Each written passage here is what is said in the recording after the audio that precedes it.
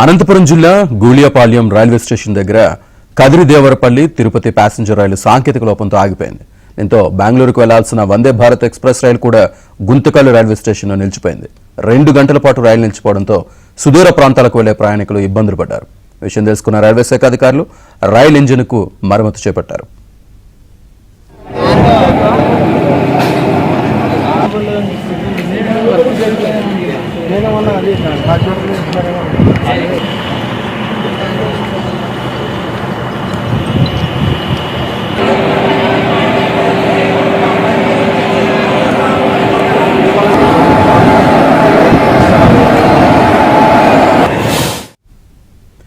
అనంతపురం జిల్లా గుళ్లియాపాళ్యం railway station దగ్గర Kadiridevarapalli Tirupati passenger రైలు సాంకేతిక లోపంతో ఆగిపోయింది. దీంతో బెంగళూరుకు వెళ్లాల్సిన వందే భారత్ ఎక్స్ప్రెస్ రైలు కూడా గుంతకల్లు రైల్వే స్టేషన్లో నిలిచిపోయింది.